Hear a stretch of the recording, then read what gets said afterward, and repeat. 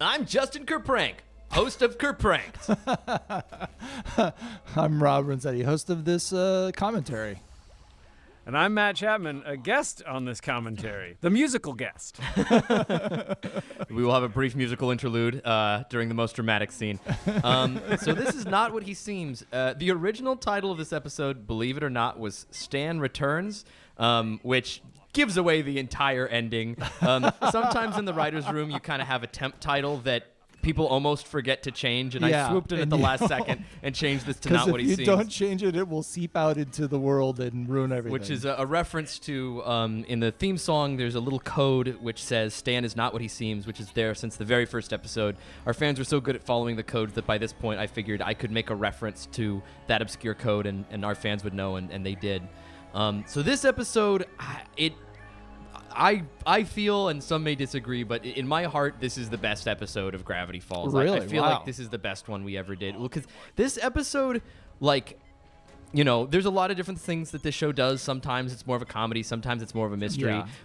We go into dramatic moments now and again, but there's parts of this episode, when I watch it over again, I get really invested. Like, my nose is up against the screen.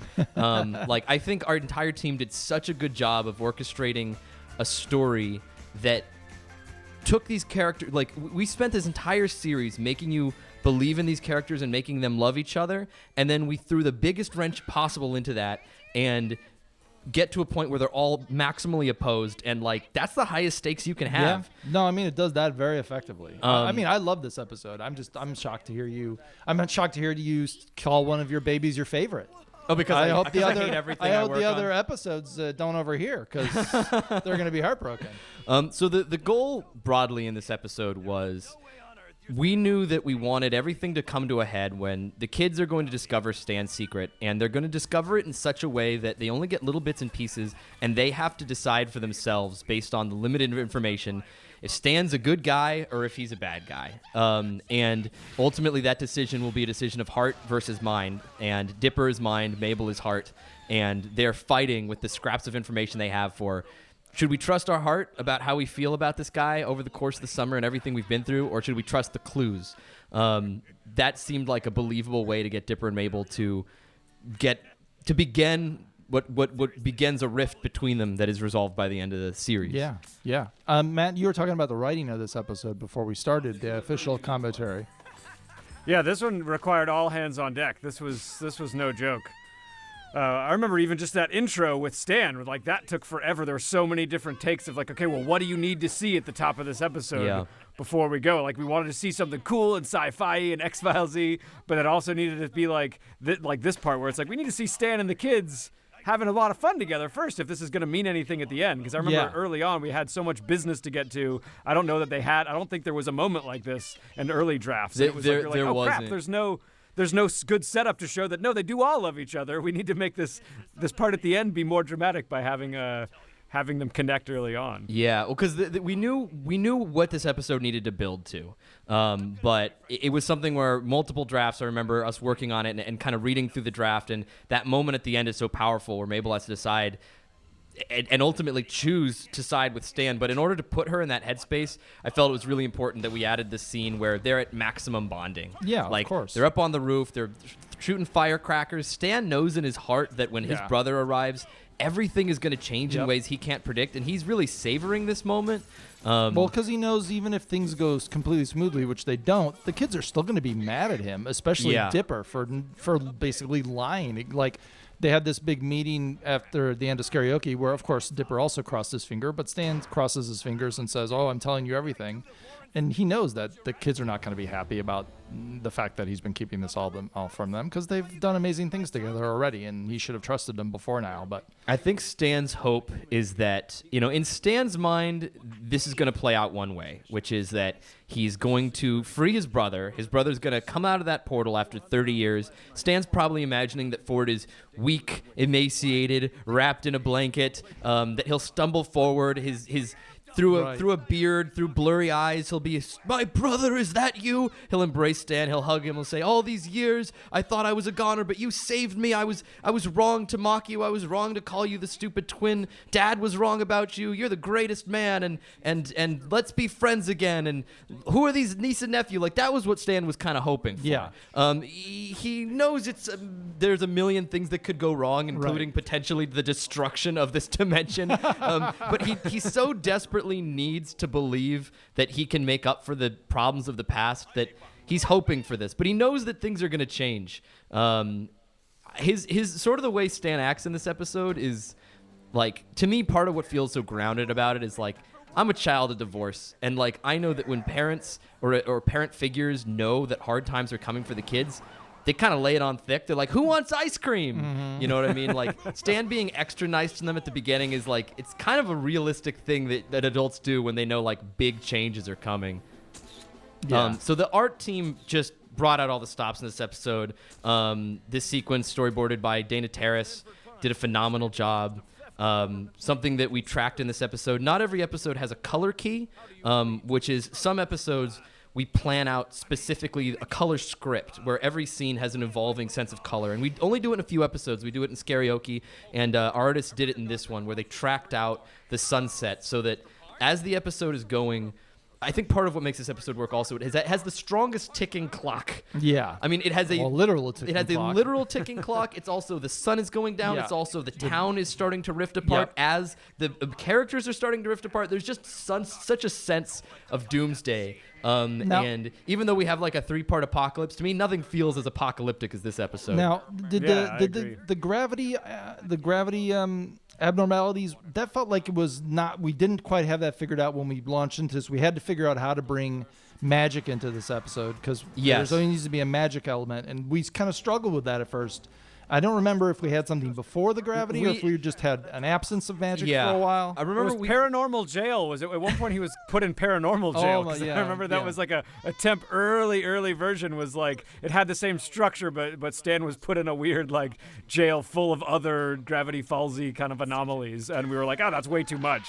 Yeah, I remember the paranormal jail scene was super cool, but it was like, there's so many things we're trying to do in this episode. There was also a version where he meets Gideon in jail. Yeah. We talked about him maybe trying to break out with Gideon. Yeah, that's right. But that seemed to just hijack the story. Yeah. I mean, again, it was a great concept, but, you know, there's only so much room in these episodes. And actually, season 2, our episodes had to be a little shorter due to just some network changes and where we were being aired, which meant we had to be really, really careful with our time. In fact, this sequence you're watching, this did not exist in any version of the script. We used to have a whole other sequence, which was super entertaining, where Dipper and Mabel were trapped. They were locked in this schoolhouse overnight. Right, the government agents left them there. Yeah. And Dipper and Mabel had to break out of the schoolhouse. They had to apprehend Stan. They used Quentin Trembley's president's key to get out of there. Yep. It was maybe 2 minutes long or something. And it was too long. It was too long. And at the last minute, I just had to cut that scene, and I storyboarded this crazy scene where they're in the back of the car. They write several times. They crash into the thing. Both of the scenes end the same way, which is Dipper and Mabel getting the jump on the agent, and the agent being the voice of Dipper's skepticism, of planting the seed in his mind of like, your uncle's a con man and you're willing to risk everything to trust him? Are you going to be another sap? We always knew that the scene had to get to this point, but it used to be much, much longer. Often you have to make really tough choices for time and momentum. Oh, yeah, all the time, especially on this show. We would find ourselves that we were like 2-3 minutes over when we got something into animatic, and then it was just, okay, we got to sacrifice something. But I think that was a good sacrifice. I feel like that scene is so superior. It's got greater momentum. Just it's got literal motion in it. You know what I mean? Like the kids are moving in that scene while they're in the truck during the crash. It's good. There's definitely stuff I miss about the old version, but I mean, there were good bits in it, of course, but I'm just talking in the terms of the filmmaking and the rhythm of this episode. That works so much better, I think. Sometimes you have to. It just gets us moving along. Cut the scene at the for the expense of the scene, but for the benefit of the episode. Aw, baby-sized. It's happening. This is McGucket being used for his best possible use, which is to prepare for the end of the world and make you terrified. Like, there's that feeling that, the rats are scattering the Titanic, like something really big is Yeah. about to go down. Like each scene ratchets up a feeling that we're getting closer to something really huge, which is part of why I love this episode so much. This was also something that we originally, earlier drafts of this episode had insanely complicated plans for how Dipper and Mabel were going to sneak into this shack. All these crazy Rube Goldberg stuff. And ultimately, we just had to use the grappling hook again. We just didn't have time to make it more of a movie. In that scene, Mabel is basically pitching the ideas that we had for like how'd they get in. And Dipper's like, no, he's the story editor in this case. No, we have to get moving along. We have to get on to the next scene. That's exactly right. But yeah, no, the point Matt made earlier is true, that this is an episode that was so difficult that, we had multiple drafts, and there was a point at which we had to split the episode up into teams and have every writer take a couple scenes. So it really is the fruit of all of our labor, and then it was just sort of an effort for kind of me to sit down and plug them all together and kind of try to get everything to fit and try to really point each scene towards our conclusion. This scene storyboarded by Alonso Ramirez Ramos. Fantastic job of. There's an escalating tension in the scene when they turn on the light. You get that green light, and they start looking through Stan's IDs, and they start having growing suspicion that Stan might not be Stan. It's pretty potent stuff. I think this is, like, out of all the act breaks in the history of the show, this is the one where when I go to commercial, I have got to come back. Because this act break is them saying, wait, Stan might be a random grifter who maybe killed our real uncle? Yeah. That's pretty heavy for any show, let alone a cartoon show. Yeah, well, the extreme, the what that would mean for them if all this stuff is true is so much further than just like, oh, he lied to us about a couple things. It's just like, no, he's straight up just some random dude that we don't even know. And it's like, yeah, and the guy that I've been pining for this whole time is dead. Well, we really try to stack the deck, so it's like Mabel's perspective and Dipper's perspective are both kind of racing to see who gets in front. And there'll be a moment where it's like, yeah, you kind of buy it with Mabel. She feels good about Stan. And then this scene is the most you're ever with Dipper, where we discover this huge, crazy curveball. And this feeling that you have looking at this newspaper and looking through these fake IDs, this is how Dipper feels all the time. If you want a window about what it's like to be Dipper, this moment where a giant conspiracy reveals itself out of little pieces and seems to suggest that no one is trustworthy, like that's where Dipper lives. And this to him confirms every bit of suspicion and every bit of paranoia he's ever had, and he's willing to run with it. Why did Stan keep a clipping of himself titled Grifter at Large? I think he thought he looked cool in that picture. I kind of have a Clint Eastwood look in this Grifter at Large photo. I think maybe I'll use this as an about the author one day. I gotta hold on to this one. You know what? I'm a criminal, but I'm a nostalgic criminal. Loving the past is my greatest crime. Minute now. Any minute, Justin. Can't believe it. This whole summer I've been looking for answers, and the biggest mystery was right under our nose. Oh, there's gotta be This was we would work with the promo team at Disney Channel to try to be very careful that they didn't give away spoilers at the ends of episodes. And this is probably the most I ever reviewed trailers. Like, I demanded them show me the trailer 5 times because I was so scared that one shot would let slip and our fans would be able to guess the entire ending. Yeah. If this is one of my favorite episodes of the series, this is one of my favorite sequences in the entire series. Oh man, this puts Inception to shame, this whole sequence. Our artists always impress me. Our artists always do a great job. But this was one time where I remember seeing the storyboards of this, and I was just blown away. Now, was this Dana again, or was this Steve Sandoval, the director? I can't remember. Our director, Steven Sandoval, did a wonderful job in this episode, and he thumbnailed out this sequence. So he really did the choreography, figured out how it would work, and then Dana, who was one of our junior storyboard artists at the time, cleaned it up. Okay, really that essentially animated it. Yeah. And well, she is and was an animator in her truest passion. Yeah, and we didn't quite know how this was all going to work, but like I said, when I saw the storyboards, it managed to make Stan this awesome action hero while still keeping him Stan. Yeah, like I like the fact that he steals a wallet in the middle of it. I assume that's not his wallet that he grabs. Definitely I assumed not. It was someone else's. No, he steals a wallet, he smashes somebody against a wall, he sasses them, but he also has this just great Inception moment, and it's because we're building to a big question about who is Stan. I felt a moment of seeing him be kind of awesome, like further increases your, like, who is this guy really? right? He keeps going back and forth between like, oh, geez, my back. And you're like, all right, that's the Stan I know. And then like, whoa, he just did an awesome jailbreak. Is he some kind of super villain? Who is he really? Yeah, well, and with Scarioki earlier on too, you really got to see Stan, the Street Fighter and Stan come out too. Yeah. Well, it's there's more of Ford and Stan than I think Stan realizes. I think it only comes out in certain moments. This was I was watching a lot of Breaking Bad at the time, and that was sort of my that was my Bible for what does a tense situation look like. And there's a whole concept where spoiler alert, there's a situation where Walt and Jesse turn against each other, and this idea that like Dipper must face Seuss, that like that Seuss has this choice. Every character faces their worst possible choice, which is, Mabel must choose between Dipper and Stan, and Seuss must choose between Stan and the kids. Yeah. Guard that thing with your life. I'm not going to explain to you why. I believe that Seuss would do anything to guard Mr. Pines' secrets. And these are the only two characters that could possibly make him doubt Stan. Yeah. The two kids that he loves so much. We had waited so long teasing this vending machine. Audiences have been waiting so long at this point to see what's behind it that it was so exciting to finally figure this out and design it and to see these characters go down here. We figured that if we did our job right as writers, that audiences would just be frozen to the edge of their seats at this point, just having no idea what's about to happen even though next. The audience has been down there plenty of times at this point, but I think it's really cool that it is still just as tense to see them in there the first time, because their what all reactions. That means. Yeah, to ground it with what they each one of them, it's like a dream, it's like a video game, it's like a nightmare. That's pretty much summing up these characters' minds in a single phrase. But what is it doing underneath the mystery shack?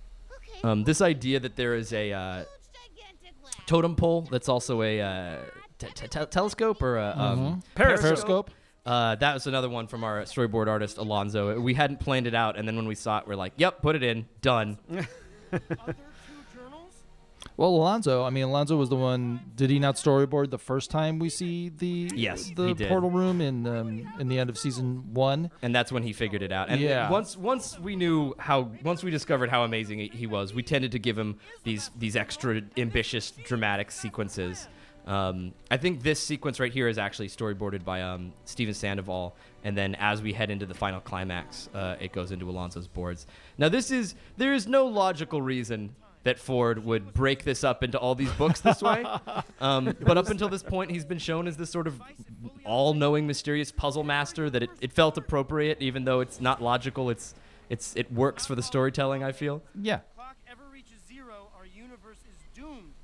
So when Ford wrote that, that's when he was super sleep deprived. He realized that Bill had betrayed him. He was starting to have a hard time differentiating between fantasy and reality. He was losing sleep and scribbling all sorts of, lunatic serial killer looking stuff about the end of the world. These types of effects that you're seeing right now, this is not normal for television Nope. production. There's a pipeline where we create art, we send it overseas, they send it back, and it's finished. But for this particular episode, our art director, Ian, who's a master of paint and line, is also a master of effects. And he squirreled away the time to really add extra effects himself for this episode to Yeah. make this feel like as dramatic and visually powerful as it possibly could. And this sequence is one that Alonzo won an Emmy for storyboarding. Yeah. Well, he did an amazing job.